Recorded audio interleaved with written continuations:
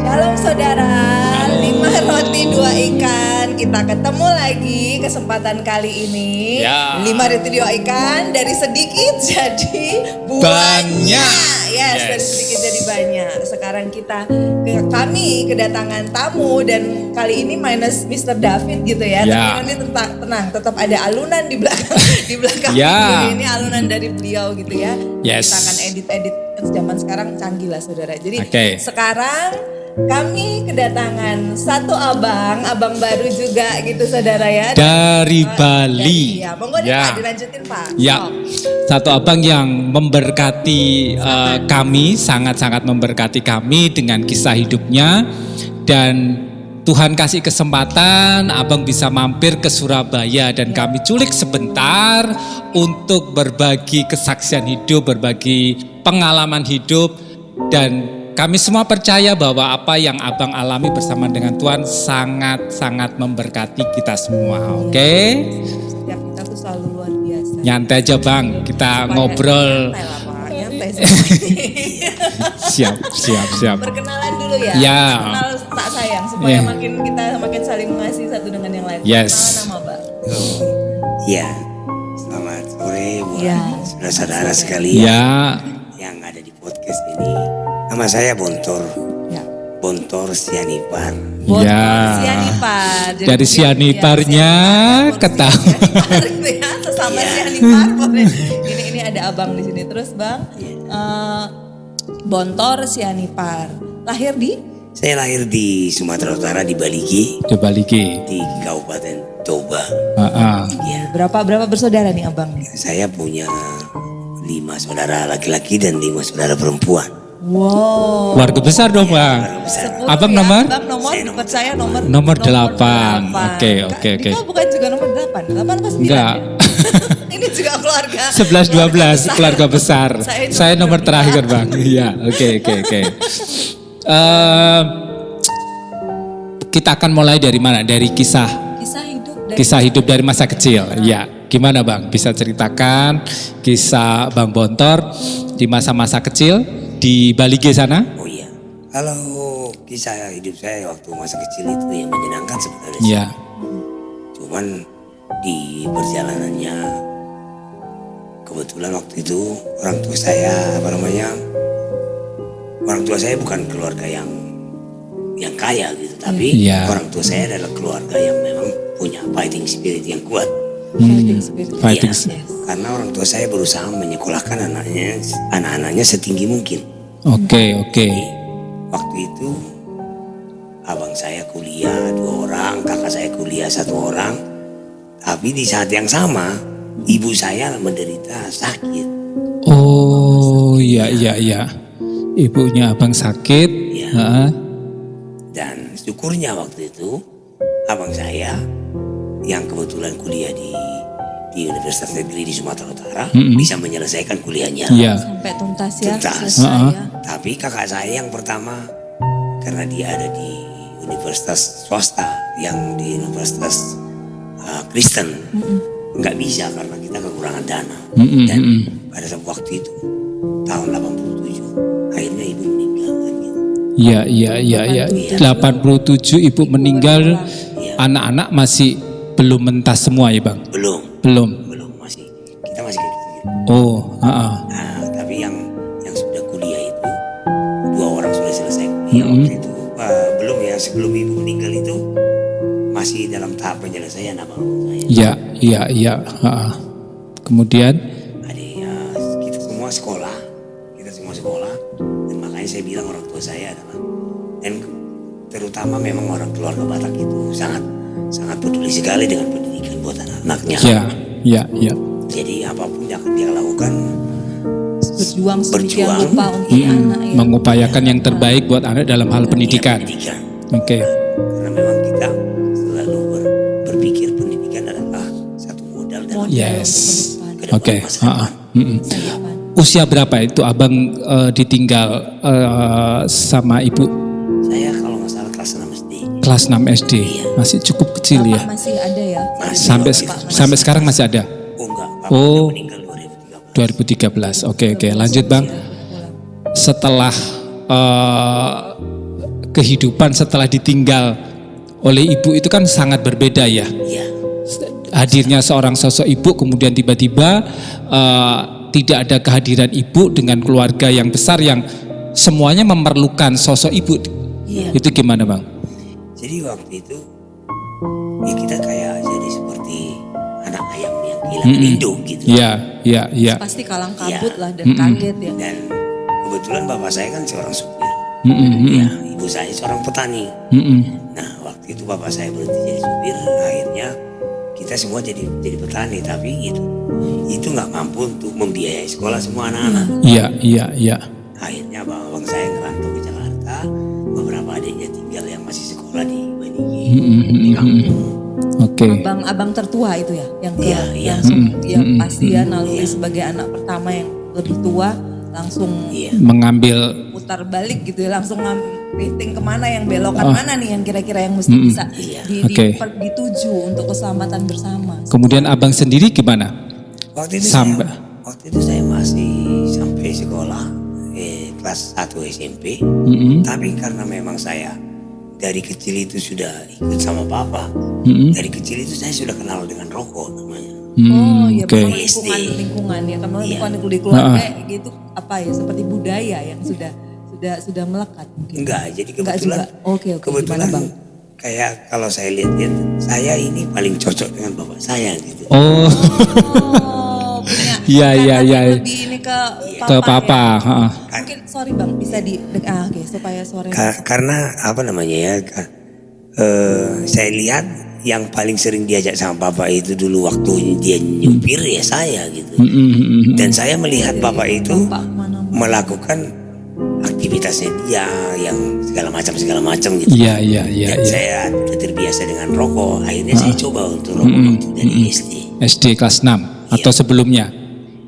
Ya pokoknya kira-kira kelas 4 udah mulai saya Oke.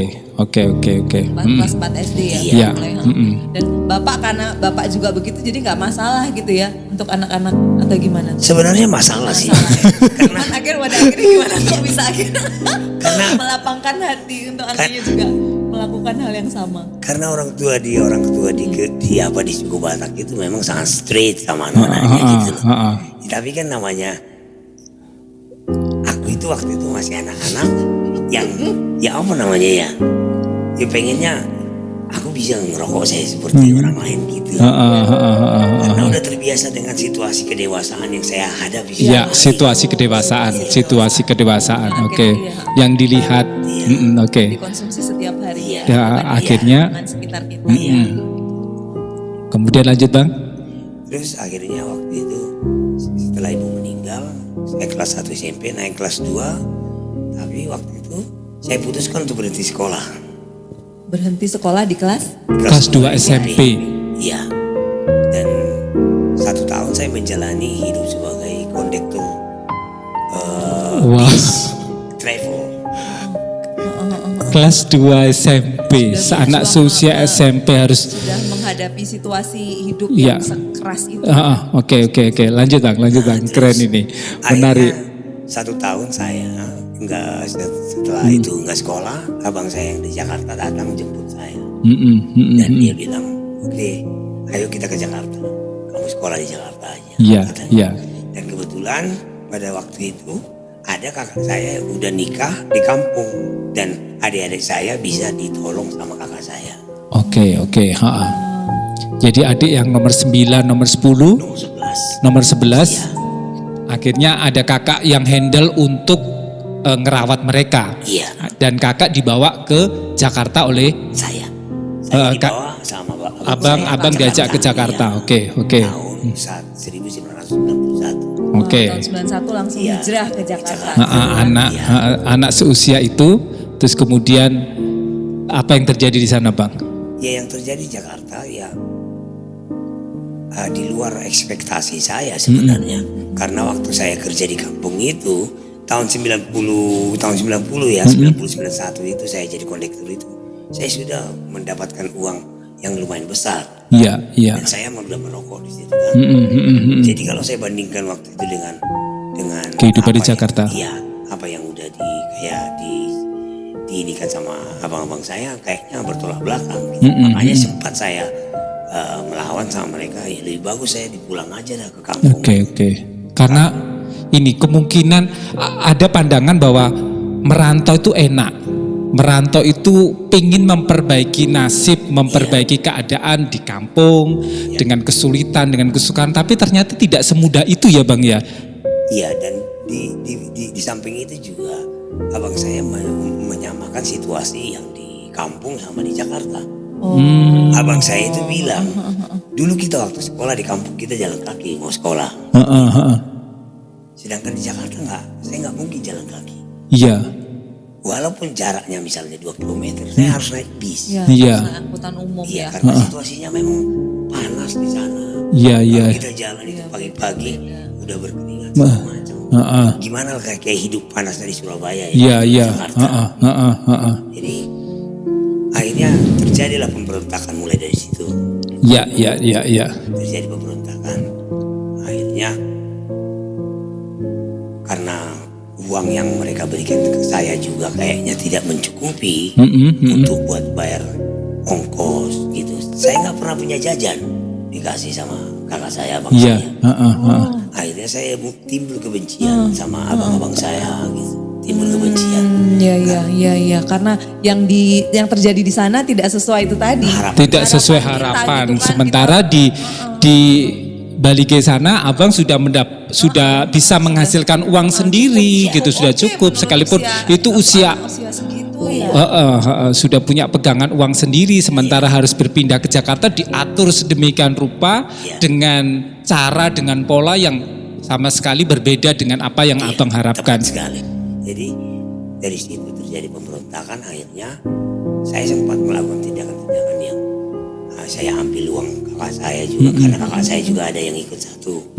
Tapi pada momen itu saya kelas 3 SMP, saya dimasukkan penjara sama abang saya. Hanya karena mengambil uang 70.000. Saya di kantor polisi selama 1 bulan. 1 bulan. Jadi abang dilaporkan sendiri sama? Saya langsung dibawa ke kantor. Langsung dibawa. Iya. Sampai saya harus menjalani hidup sekitar 2 minggu hidup di rutan anak. Aduh. Speechless aku Bang. Tidak sesuai dengan ekspektasi gitu. Ya mungkin pandangan kakaknya harapannya itu sebagai pelajaran, sebagai pendidikan supaya tidak terulang lagi. Tapi kan di luar itu juga seharusnya tidak seperti itu ya Bang. Harusnya anak ini dirangkul, disayang, diarahkan, sekalipun ya ada dalam hal kesalahan ya. Tapi justru dari situ mungkin ya Bang. Ya, kemarahan demi kemarahan, berkembang kemarahan demi kemarahan. Iya, dari situ banyak kebencian, bahkan Tuhan saya hujat waktu itu. Saya hujat Tuhan, saya bilang sama Tuhan, kok gini amat sih, kamu tidak pernah berlaku adil sama saya. Abang-abang saya waktu mereka bersekolah masih bisa sekolah sampai tinggi. Di waktu saya sekolah, saya harus menghadapi situasi seperti ini. Makanya saya nggak pernah ke gereja. Iya. Karena memang banyak hal kemarahan yang udah tertanam di dalam diri saya waktu itu. Dan itu udah nggak bisa disembunyikan lagi, udah benar-benar numpuk ya rasanya. Sudah pahit. Nah setelah itu 1 bulan berjalan, saya akhirnya diambil keluar. Saya ikut ujian Eptanas. Akhirnya saya lulus SMP, saya masuk SMA di SMA negeri di Rawamangun di Jakarta Timur. Nah di waktu SMA di Jakarta itu juga situasinya sama. Saya nggak pernah mendapatkan gimana sih namanya orang anak-anak sekolah. Saya juga ongkos saya nggak pernah tercukupi. Akhirnya saya mulai belajar hidup di terminal. Saya jadi kondektur Metro Mini dan mulai mengenal yang namanya, ya karena dari SMP sih sebenarnya udah mulai aku mengenal yang namanya ganja gitu. Iya. Tapi di SMA itu semakin menjadi levelnya tambah makin jadi ya. Jadi waktu itu saya sekolah SMA itu kelas 1 tahun 94. Dan di situ lagi booming-boomingnya heroin. Di zaman Iya. itu ya. Iya. 94. 94 di Jakarta. Kerasnya Jakarta. Saya lihat teman-teman saya waktu itu di kamar mandi itu mereka sudah menggunakan jarum suntik. Ada yang sebagian menggunakan ganja, ngisap ganja di situ. Dan karena udah hidup di terminal, saya ancam mereka semua. Kamu kalau aku nggak dikasih jatah, Hah? saya laporkan kalian semua ke kepala sekolah. Wah, jadi kayak abang pegang kunci.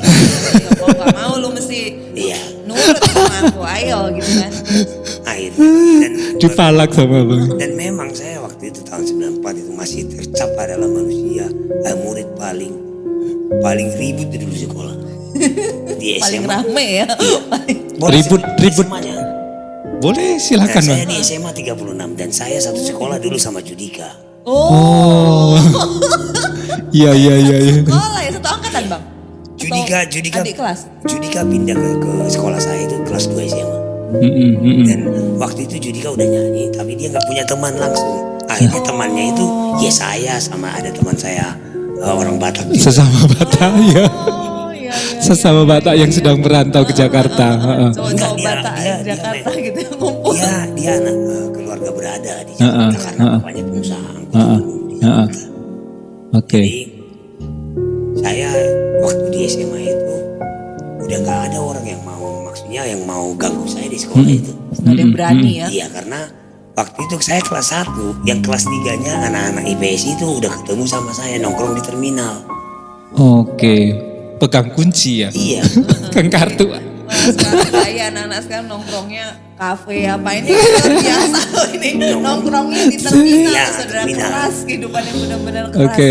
Jadi karena mereka kan kelas anak-anak IPS itu, anak IPS itu kan biasanya anak IPS itu ya bandel-bandel gitu. Iya. Ketika saya masuk ke sekolah itu ke SMA itu, anak IPS ini langsung teriak dari lantai 4 itu. Jangan ada yang ganggu yang namanya ini karena ini adalah calon penerus. Tongkat estafetnya nanti beliau. Iya. Ya, kira-kira seperti itu kan. Oke. Sudah disorot, sudah dikader ini calon penerus. Oke. Kaderisasi benar. Kayak orang ini aja ya. Apa namanya? Kayak orang Kadang partai ada Iya. kaderisasi. Lanjut bang. Oke. Sampai SMA. SMA ya. Jadi waktu itu ya setiap hari itu saya ngeganja di sekolah itu. Tapi untuk olahraga saya selalu nomor 1. Saya waktu itu di sekolah itu masih ikut tim lari jarak menengah, ikut apa lomba antar sekolah, atletik. ya. Saya punya gambar foto waktu saya SMA. Kalau boleh saya tunjukkan. Oh iya boleh lah ya. Nanti kita share, nanti kita nanti tampilkan, nanti kita upload. Iya. fotonya. Ada waktu Nanti itu kita upload foto fotonya. saya waktu SMA. Dan saya sangat bangga sekali waktu itu melihat badan saya waktu itu. Tapi karena memang tingkat situasi di keluarga memaksa, jadi saya harus begitu. Iya. Saya harus terjebak dalam dunia narkotika jadinya. Oke. Sebenarnya punya potensi yang luar biasa loh abang ya. Iya. Pak, seandainya ada di situasi di keluarga yang sangat support dan sangat mendukung. Iya. Oke. Sekarang pun tetap Pak. Iya. Ada buahnya yang Iya. dikerjakan gitu Oke. bersama dengan Sampai keluarga. selesai bang SMA Saya nggak lulus sampai kelas 3 aja. kelas 3. Sampai kelas Iya. 3 aja itu nggak lulusnya kenapa? Apa karena tingkat kenakalannya itu atau memang abang yang Memutus. pengen lanjut gitu? Karena saya udah bosan gitu. Udah bosan sekolah, akhirnya lebih enak nyari uang. Nyari uang. Pada waktu itu zaman itu ya, waktu saya jadi kondektur Metro Mini, satu hari saya bisa dapat 300.000, 400.000 tahun Oh di zaman 90, itu loh sehari tahun dapat 96. Iya. Yo gede banget. Tahun 96. Satu hari bisa 300.000, 400.000. Ya udah ngapain sih sekolah? buat apa gitu? Iya. Iya. Toh yang kita butuh Uang. itu kan mikirnya duitnya. Iya. Oke. Oke. Sesi kali ini kita akan fokus. Aku di nih situ, merinding tuh saudara. dari tadi. Saya nggak bisa ngomong banyak gitu ya. Kita akan fokus di Aku nggak nyangka. bagaimana abang bergelut mulai nyemplung di dunia yang begitu kerasnya, kemudian narkotika. Mungkin nanti ini akan kita akhiri, kita akan tanya sedikit lagi tentang seberapa jauh obat terlarang itu mengikat abang. Kemudian nanti di sesi berikutnya kita akan ambil berapa menit aja untuk kita fokus bagaimana abang akhirnya benar-benar clean. Yes. Menghadapi kebebasan yang sesungguhnya, memiliki kebebasan yang sesungguhnya. Ini kita last question aja Mas Bang ya. Pertanyaan terakhir, sebesar apa ikatan yang mungkin bukan hanya obat terlarang ya, apalagi mungkin ada hal-hal lain yang juga sangat mengikat hati kita, mengikat kehidupan kita di saat itu, sehingga kita udah kayaknya hidup udah wis nggak mikir mungkin nggak mikir tentang mungkin keselamatan diri sendiri atau gimana gitu. Ikatan narkoba itu seperti apa? Ya, memang pada dasarnya kecanduan itu ya sangat mengikat sekali. Karena kita makan 3 kali satu hari. Iya. Saya menggunakan jarum suntik itu 5 kali, 7 kali satu hari. Wow. Dan itu lebih daripada makan. Dan makan cuma 1 kali satu hari. Makan. Sampai hari ini masih bisa terjaga, bahkan itu luar biasa ya.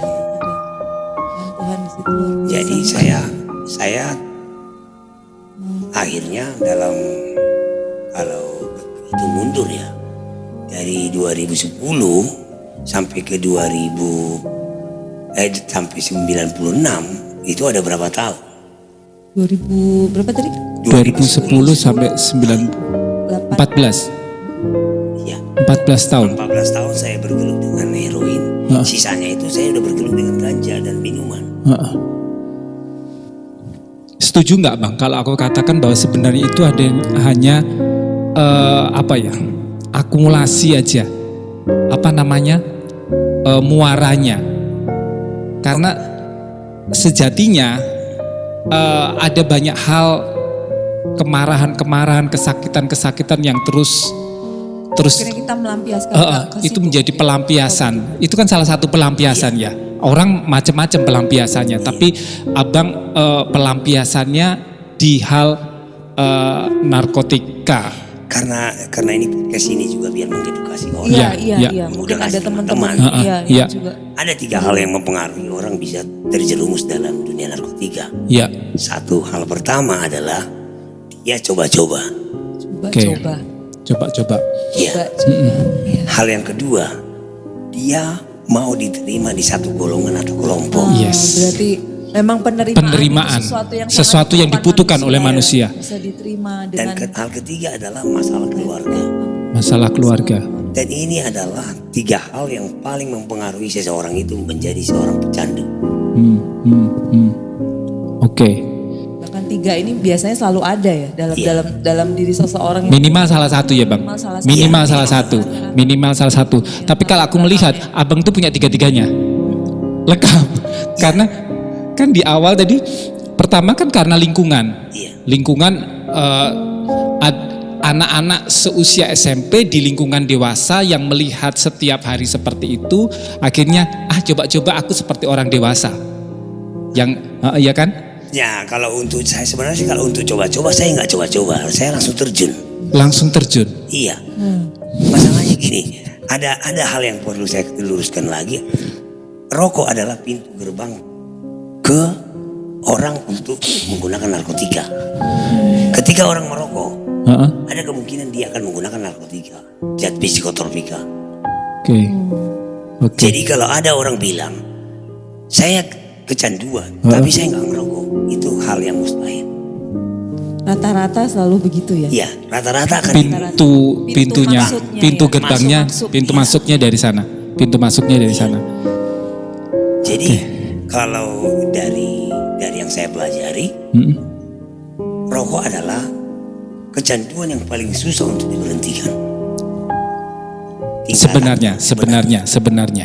Oh ya, oke. Karena itu merokok itu udah sampai tingkatannya itu nggak bisa diukur lagi. Oke. Jadi itu saudara yang dihadapin. Sangat menarik. Gitu ya. Dan sangat menarik. Iya, menarik dan sangat memberkati, dan mungkin saudara juga ada yang di luar sana mengalami hal yang sama, tenang bahwa kita nggak sendirian gitu ya. Ya. Ada saudara kita, ada sesama kita yang juga pernah ada di situasi yang sama dan bukti nyata gitu. Kekuatan Tuhan dan kekuatan Abang juga. Ya, kekuatan Tuhan bertemu dengan hati yang terbuka, hati keterbukaan Abang, hati. Ya gimana Bang? Tapi kalau saya mau bilang, ini bukan kekuatan saya. Oke. Ini bukan kekuatan saya. Saya harus luruskan juga bahwa saya tidak punya kekuatan lagi menghadapi zat itu.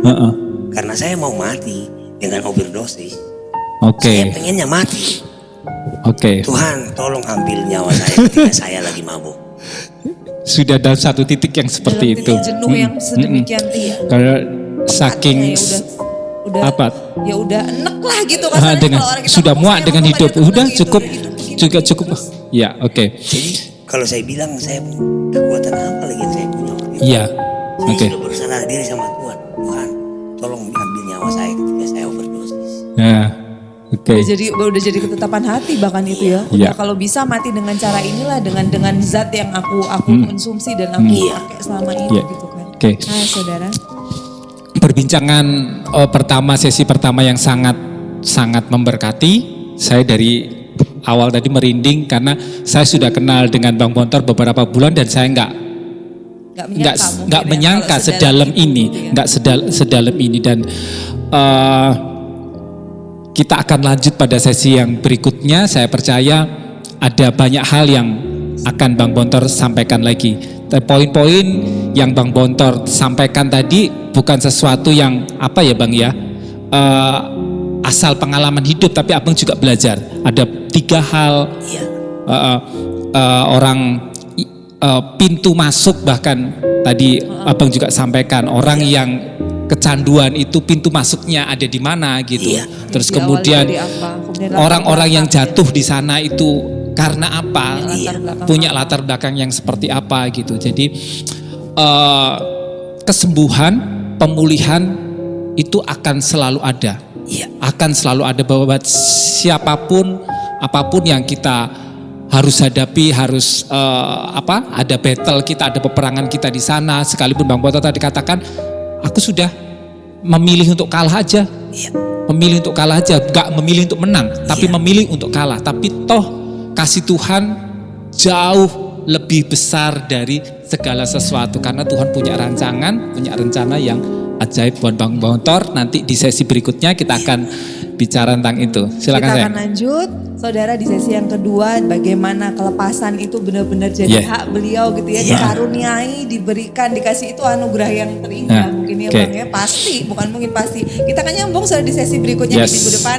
Jadi sampai kita ketemu lagi, Tuhan Yesus memberkati. Dari kami bertiga, salam kasih Immanuel. Tuhan berkati.